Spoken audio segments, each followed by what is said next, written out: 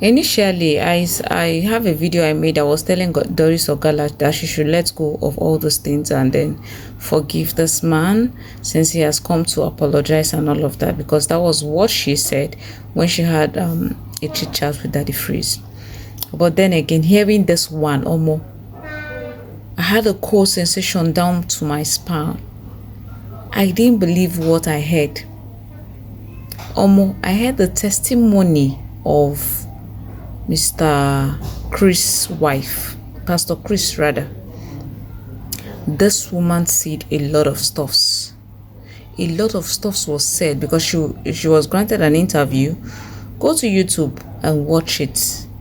You will be cold. In fact, you'll be speechless. Now my question is, which way? Because a lot of things have been said. This woman literally said that Pastor Christ has been doing this for a longest time. That this man has been cheating on her for a longest time. Even when she got married to him when she was 18 and Pastor Chris was 23 or thereabouts. And then along the line, she got pregnant for her first child. That lady that VDM had an interview with, that the mother of that lady was a chorister in the church. Yes. And then she was around 15 years or thereabout, because that lady said it, that the mom was raped when she was 15 years, if you can recall. She said it. So the same woman was, he had forceful entrance when she was 15, and then gave birth to that child that you saw that VDM interviewed. So fast forward down to when she got married, according to Chris' wife, fast forward down to when she got married to the guy and she was pregnant. This guy was just going outside, sleeping around, having fun with a lot of women. A lot of them are in the church. She even went ahead to say that some of these women in the sanctuary in his church had kids for her, for the man, for Christ, has series of kids. She even made mention. She was calling out names. This woman was literally calling out names. She don't hide anything. God. Omo, they talk here. They hear. She said a lot of things. There are even some of them I can't even say with my mouth. I can't even fathom it. I can't even say it.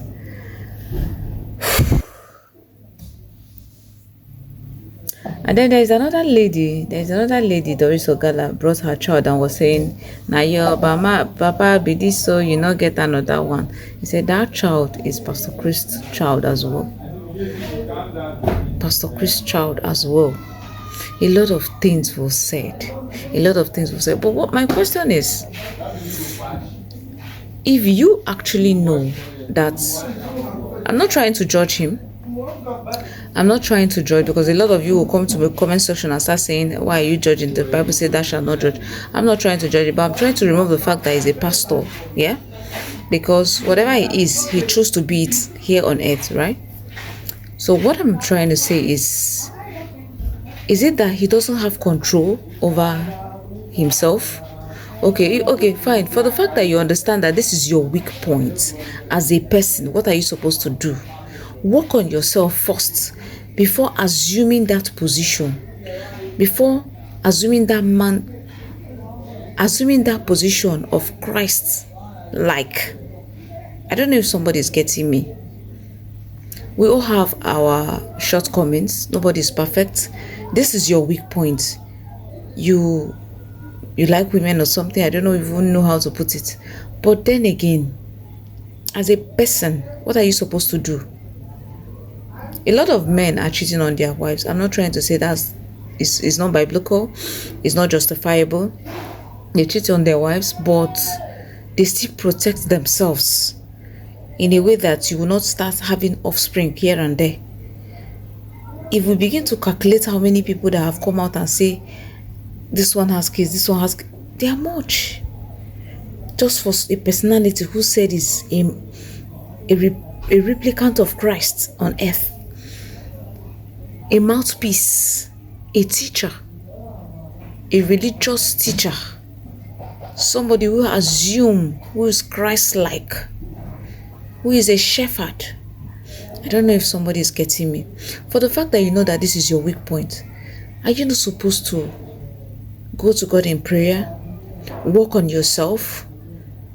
You understand? Work on yourself as a person while you seek for God's hand before you assume that position of being a pastor. That is where I'm coming from. You work on yourself first before assuming. A lot of deacons, pastors, reverends and all that, they have their past, but they changed and became a new creature in Christ Jesus. Now, let's not forget that Christ came for the sinners, not for the righteous. Yeah, he came for the sinners, people like us. He assumed he wants us to be perfect like him and walk with him in righteousness, in holiness. Good. I believe that Christianity or being a born again is not an instantaneous thing. It's not something magical. It's not something that will just happen immediately. It's a process. It's a process, right? You live it every day. You keep changing and keep changing, becoming a better person. Now, the wife, according to the wife, she said he will be 45 or thereabouts next year. He is no longer a child, and he has been in this ministry for long. He was once a youth president, so it was youth fellowship stuff. That was how he started, and then the ministry began to grow and grow and grow bigger. Is a plus to him. But then again, you have this is your weak point. You're supposed to work on it. As a child of God, as you're growing in Christendom, you're growing in his presence, you begin to change. You keep changing and changing, become a better person before you assume that position of being a pastor. That is where I'm coming from. I'm not saying that definitely as a Christian, you rise and fall. You understand? The Bible says, shall we continue in sin that grace might abound? God forbid.